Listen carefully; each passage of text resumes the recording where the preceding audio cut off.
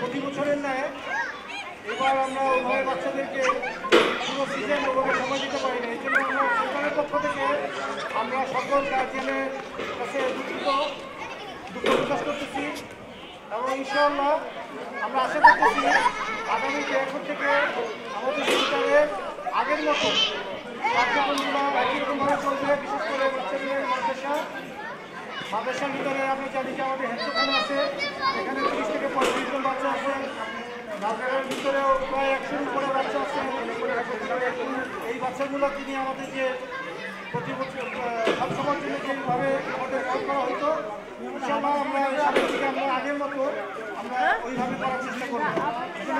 আমাদের পক্ষ থেকে আপনাদের কাছে অনুরোধ থাকবে, আমাদের বাচ্চারা যারা এখনো সেন্টারের সাথে যারা আগে করতো, বিশেষ করে হেফজখানার মধ্যে আমাদের 35 জন মতো হেফজখানার ছাত্র ছিল, যে এই ছাত্রগুলা যেন আবার তাড়াতাড়ি হেফজখানা ফিরে আসে, কারণ তারা অনেক পিছিয়ে গেছে। হ্যাঁ, আমরা চাইতেছি আমাদের বাচ্চাগুলা, আমরা বলি না যে আমাদের বাচ্চারা স্কুলে যাবে না বা ডাক্তার হোক না, হবে না, ইঞ্জিনিয়ার হবে, এরকম না।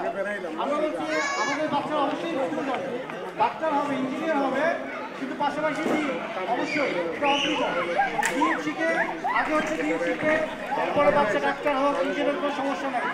আমরা আমাদের বাচ্চাদেরকে ওভাবে কিন্তু দিন ছাড়া যদি সে ডাক্তারও হয়, ইঞ্জিনিয়ারও হয় বা যে কোনো সমাজে যত বড় কিছুই হোক না কেন, বড় ক্ষতি হইল। এই জন্যে আমরা এই ক্ষতি থেকে আমাদের বাচ্চাদেরকে বাঁচানো দরকার, আমাদের নিজেরা বাঁচানো দরকার।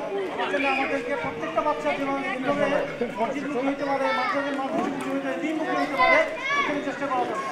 এই বাচ্চারা আজকে আমাদের সামনে এরকম বড় হইতেছে, তারা এক সময় দেখা যাবে যে কোনো কিছু তারা করবে, এটার ক্ষতিপূরণ কিন্তু আমাদেরকেই দিতে হবে।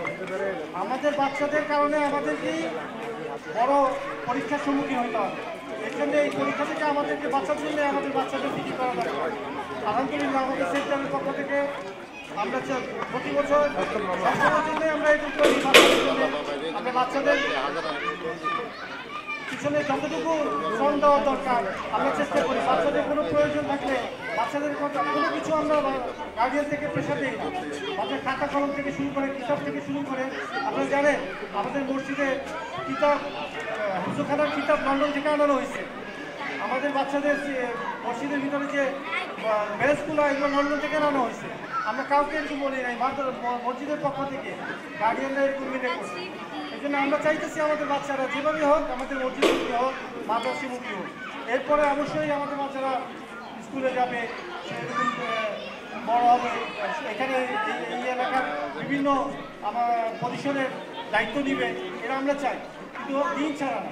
এর জন্য আমরা সবাই চেষ্টা করবো ইনশাআল্লাহ আমাদের সব বাচ্চা